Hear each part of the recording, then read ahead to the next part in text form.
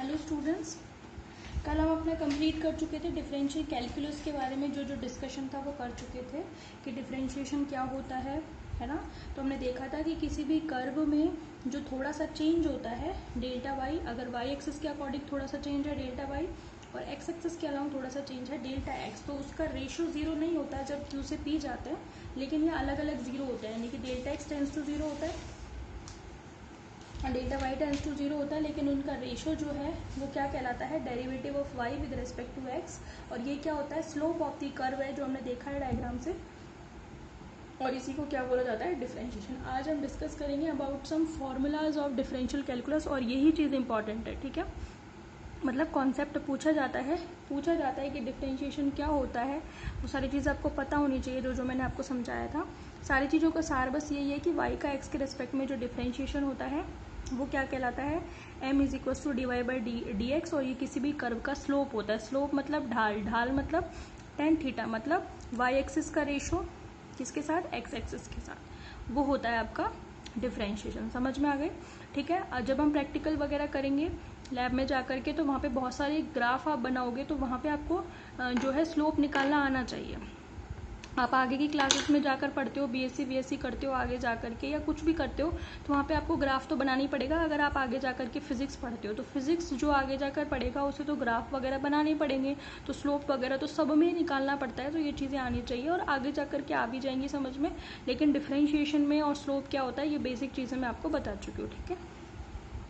आज हम देखेंगे फॉर्मूलाज फॉर डिफरेंशियल कैलकुलस। ये ध्यान से देखना, समझते जाओगे तो हैंड टू हैंड याद भी होते जाएंगे। फॉर्मूले ऑफ डिफरेंशियल, बहुत ही ज़्यादा इम्पॉर्टेंट टॉपिक है भाई ये differential calculus.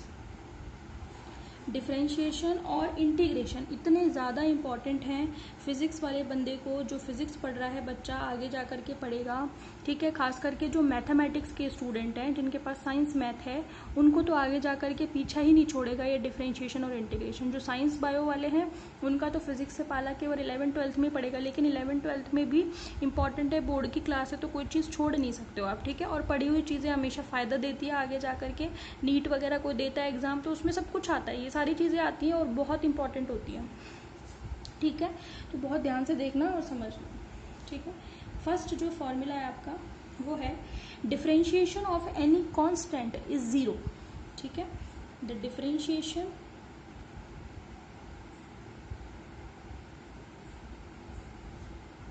Of any constant is always zero. मतलब ये क्या होता है, हमेशा जीरो होता है, ठीक है। तो डिफरेंशिएशन जो है वो किसी भी किसका, इसका कांस्टेंट का, वो हमेशा क्या होता है, जीरो होता है। समझ में आ गई, TION, ठीक है भाई। अब देखो इसको आप शो कैसे करोगे, इसका मतलब क्या है, that is d by d x और कोई कांस्टेंट है, ठीक है। हालांकि डिफरेंशिएशन टाइम के रिस्पेक्ट में या किसी भी वेरिएबल के रिस्पेक्ट में हो सकता है, लेकिन अभी आपने क्योंकि एक्स के रिस्पेक्ट में पढ़ा है, तो मैं सारे जितने भी फॉर्मूला बताऊंगी वो सारे एक्स के रिस्पेक्ट में बताऊंगी, ठीक है। लेकिन टाइम के रिस्पेक्ट में भी आ सकते हैं। अगर ये टाइम के रिस्पेक्ट में होंगे तो आपके यहाँ वाली क्वांटिटी भी उसी अकॉर्डिंग बदल जाएगी। लेकिन अभी आप कंफ्यूज मत हो, अभी आप सिर्फ एक्स के रिस्पेक्ट में समझ लो। अब टी के रिस्पेक्ट में या किसी अदर वेरिएबल के रिस्पेक्ट में अपने आप समझ जाओगे जैसे जैसे प्रॉब्लम्स आगे आएंगी, ठीक है। तो किसी भी कांस्टेंट का डिफरेंशिएशन जो होता है वो हमेशा क्या होता है, जीरो। यानी कि कांस्टेंट होगा मतलब जिसकी कुछ ना कुछ वैल्यू होगी, फिक्स्ड वैल्यू होगी, उसका एक्स के रेस्पेक्ट में डिफरेंशिएशन क्या होगा, हमेशा जीरो। यानी कि ऐसी क्वांटिटी जिसमें एक्स नहीं है, एक्स का एक्स के रेस्पेक्ट में करोगे तो कुछ ना कुछ आएगा, लेकिन एक्स है ही नहीं उस क्वांटिटी में, तो वो कांस्टेंट है, और कांस्टेंट है तो उसका डिफरेंशिएशन क्या होगा, जीरो। मैं क्वेश्चन कराऊंगी आगे बहुत सारे, वहां पे आपको सब समझ में आ जाएगा। अभी आप सिर्फ ध्यान रखते चलिए, याद करते चलिए और समझते भी चलिए, ठीक है। सेकेंड फॉर्मूला क्या कहता है, सेकेंड फॉर्मूला ये कहता है कि अगर मैं फॉर्मूला बता दूं या लिखवाऊं भी, चलो लिखवा भी देते हैं। देखिए, if capital C is a constant of function f x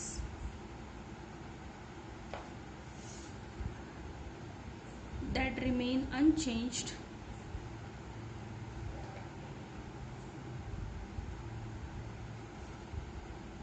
it is multiple of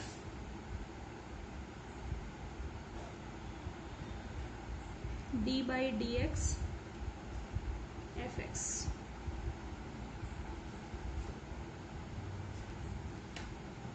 ठीक है, if c is a constant of function f x, है ना, यहाँ पे लिखना आप then it remain unchanged, it is multiple of d by d x f x, है ना। यानी कि अगर आपका कोई डिफरेंशिएशन है और वो किसका है, अगर आपका डिफरेंशिएशन है सी एफ एक्स का, यानी कि कोई क्वांटिटी है, यानी कि कोई फंक्शन है और वो फंक्शन किससे मल्टीप्लाइड है, किसी कांस्टेंट से मल्टीप्लाइड है, ये है सी, तो उस कंडीशन में उसका जो डिफरेंशिएशन होगा वो क्या होगा। देखो भाई, कांस्टेंट का तो डिफरेंशिएशन होता ही नहीं है, तो उसको तो आप बाहर ले लो, सी को तो आप बाहर ले लो, अंदर क्या बचेगा, d by d x f x ही तो बचेगा। तो ये जो लाइन है इसमें ये यही बोल रहा है कि अगर डिफरेंशिएशन कर रहे हो आप किसी कांस्टेंट के साथ किसी फंक्शन का, तो वो हमेशा रिमेन अनचेंज रहता है, समझ में आ गया, यानी कि वो बदलता नहीं है। तो इस तरीके से कोई फंक्शन है जो कि किसका फंक्शन है, एक्स का, और एक्स के रेस्पेक्ट में ही आप डिफरेंशिएशन कर रहे हो और वो किसी कांस्टेंट के साथ मल्टीप्लाइड है, ठीक है, तो उस केस में उसका जो डिफरेंशिएशन होगा वो कैसे होगा, कांस्टेंट तो जो सी है उसका तो कोई डिफरेंशिएशन होगा ही नहीं, उसको तो हमने ले लिया बाहर, ठीक है। अगर ये प्लस में होता तो मैं इसका डिफरेंशिएशन 0 कर देती, ठीक है, आगे आपको पता चलेगा, लेकिन मल्टीप्लाइड है तो 0 थोड़ी लिखूंगी, कांस्टेंट तो आ जाएगा बाहर और d by d x f x आ जाएगा आपका, समझ में आ गई बात। तो ये आपका सेकेंड फॉर्मूला हो गया। थर्ड देखिए, थर्ड फॉर्मूला क्या कहता है, यहाँ पे बता देना आप, where c is equal to constant, ठीक है। नंबर थर्ड फॉर्मूला है डिस्ट्रीब्यूटिव, डिफरेंशिएशन ऑफ डिस्ट्रीब्यूटिव,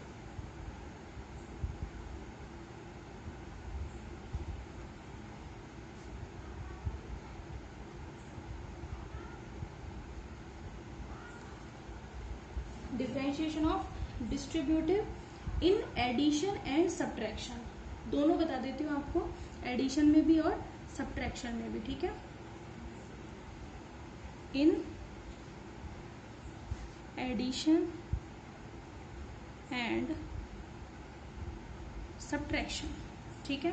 देखो, अगर आपका डिफरेंशिएशन x के रेस्पेक्ट में है, किसका है, c1 f1, c1 चलो f1x ले लो प्लस माइनस c2 f2x, यानी कि दो अलग अलग फंक्शन हैं जो किसके फंक्शन है, x की, एक है f1x दूसरा है f2x, दोनों के साथ एक एक कांस्टेंट मल्टीप्लाई है।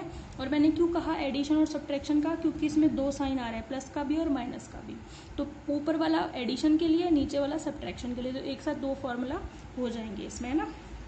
डिस्ट्रीब्यूटिव क्यों है वो देखो, सबसे पहले आप इसको कैसे लिखोगे, ये जो डी बाई डी एक्स है इसको अंदर मल्टीप्लाई कर दोगे, एक बार यहाँ आ जाएगा एक बार इसके साथ आ जाएगा, तो कैसे लिखोगे, डी बाई डी एक्स, ठीक है, क्या आ जाएगा, अभी भी बताया था, c1 f1x, एक तो ये आ जाएगा, plus minus D by d x c2 f2x, दो में बट गया, ये जो d बाई डी एक्स है वो दो में टूट करके दो में बट गया, एक तो इसमें और एक इसके साथ, समझ में आ गई, दोनों के साथ आ गया। अब जो थर्ड प्रॉपर्टी बताई थी अभी थोड़ी देर पहले, उसमें मैंने क्या कहा था कि जो डिफरेंशिएशन है किसी कांस्टेंट के साथ फंक्शन का, तो कांस्टेंट बाहर आ जाता है और उसका डिफरेंशिएशन बच जाता है। तो देखो ना, यहाँ पे भी ये कांस्टेंट आ जाएगा बाहर, c1 तो बाहर आ जाएगा, डिफरेंशिएशन किसका होगा, पहले फंक्शन f1x का, ठीक है, प्लस माइनस दो साइन है, फिर c2 भी बाहर आ जाएगा और डिफरेंशिएशन किसका हो जाएगा, f2x का।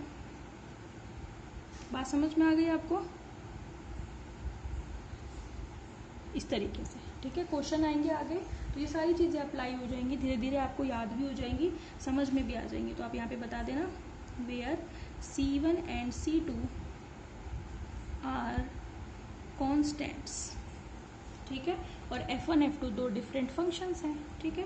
फोर्थ प्रॉपर्टी देखें, differentiation law for product, differentiation law for product of function, यानी कि अगर दो फंक्शन मल्टीप्लाइड हो, प्रोडक्ट ऑफ फंक्शंस, तो उसका डिफरेंशिएशन लॉ क्या बनेगा। यानी कि अगर डिफरेंशिएशन है आपका किसका, दो अलग अलग फंक्शन, एक है fx और दूसरा ले लो आप gx, ठीक है, gx ले लो या f1 f2 ले लो, कोई दिक्कत नहीं है। ऊपर f1 f2 से बताया, कोई दिक्कत नहीं है, आप वहाँ पे भी fx gx से बता सकते हो, कोई दिक्कत नहीं है। दो अलग अलग फंक्शन लेना है, नाम आप कुछ भी दे सकते हो, उससे कोई दिक्कत नहीं है। बस मेन मैटर क्या है कि दोनों x के फंक्शन होने चाहिए, ठीक है। तो दो फंक्शन मल्टीप्लाई है, दोनों का प्रोडक्ट है, तो डिफरेंशिएशन कैसे करोगे, कैसे करोगे। दो फंक्शन दिख रहे हैं तो सबसे पहले को मान लोगे कांस्टेंट, बाहर निकाल लोगे, पहले का कुछ नहीं होगा, पहला ऐसे का ऐसा, और डिफरेंशिएशन किसका होगा, दूसरे का, ठीक है। फिर प्लस साइन लगाओगे, फिर दूसरे को बाहर निकाल लोगे, दूसरे का कुछ नहीं होगा, और डिफरेंशिएशन किसका होगा, फर्स्ट का। समझ में आ गई। आप ऐसे भी कर सकते हो कि पहले को डिफरेंशिएट कर दो, है ना, दूसरे को कांस्टेंट रख लो, फिर प्लस क्या कर दो, फिर बाद में आप दूसरे का कर दो, पहले को कांस्टेंट रख दो। तो ऐसे भी कर सकते हैं, मतलब दूसरी टर्म को पहले भी लिख सकते हो, पहली टर्म को बाद में भी लिख सकते हो, कोई दिक्कत नहीं है, उसमें क्रम चेंज करने से कोई फर्क नहीं पड़ेगा, ठीक है। लेकिन बेसिक फॉर्मूला उसमें क्या है, दो फंक्शन में से एक को बाहर रखना है, फिर दूसरे का करना है, फिर प्लस का निशान लगाना है, फिर दूसरे फंक्शन को बाहर निकालना है और पहले का करना है। बात समझ में आ गई। ये हो गया differentiation law for product of function, यानी कि दो फंक्शन मल्टीप्लाई हो तो उनका डिफरेंशिएशन इस तरीके से होता है, ठीक है। नेक्स्ट देखें, नेक्स्ट है आपका चेन रूल।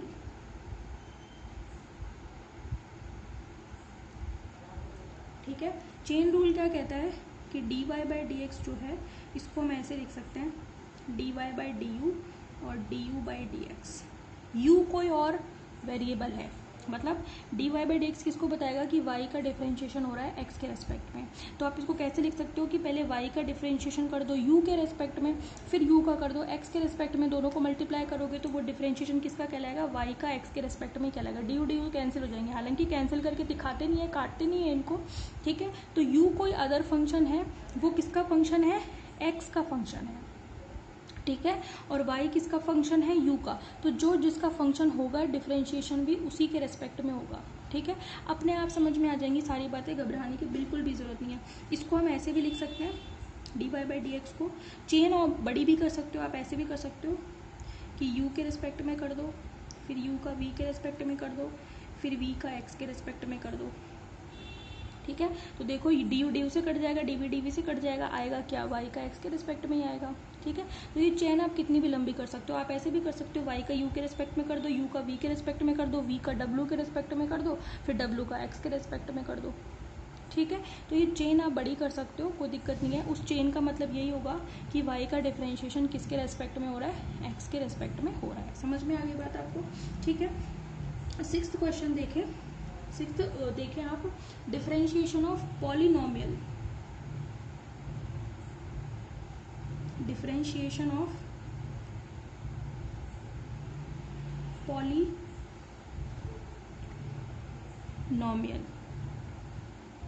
यानी कि D by d x, x की पावर एन, एक्स की पावर एन का डिफरेंशिएशन कैसे करेंगे। हम क्वेश्चन भी कर चुके हैं एक, मैंने वहाँ पे कहा था आपको कि जब मैं डिफरेंशिएशन पढ़ाऊंगी तो बताऊंगी, है ना। उसमें आप क्या करोगे, एन को तो ले लोगे आगे, पावर को तो आगे ले लोगे, फिर एक्स पे क्या बचेगा, एक पावर कम हो जाएगी, है ना। मैंने आपको बताया भी था, एक्स स्क्वायर का करेंगे तो क्या करेंगे, दो को आगे ले लेंगे, एक्स की पावर क्या बचेगी, 2 माइनस 1।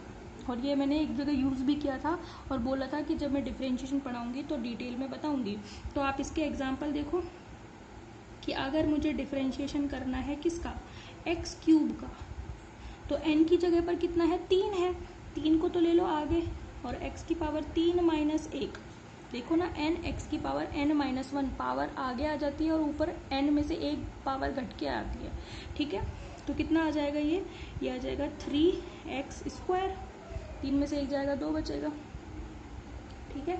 इसके अलावा जैसे आपसे कोई कहे कि D by d x, x की पावर कोई आपसे कहे -2 का करो, तो -2 को आगे ले लो ना भाई, और x की पावर -2 -1, जितनी भी पावर है उसको आगे लेकर और जो पावर है आपकी उसमें से 1 घटा दो, ठीक है। तो कितना आ जाएगा -2x की पावर -3। बात समझ में आ गई। इसको आप ऐसे भी लिख सकते हो -2/x³, क्योंकि पावर जब नीचे जाएगी तो प्लस में हो जाएगी, ठीक है। तो ये कहलाता है डिफरेंशिएशन ऑफ पॉलिनोमियल। तो आज हमने 6 रूल्स पढ़ लिए, 6 फॉर्मूला पढ़ लिए किसके, डिफरेंशिएशन के। कल हम आगे के फॉर्मूला कंटिन्यू करके कुछ क्वेश्चन करेंगे इस पे बेस, ठीक है। Okay, thank you.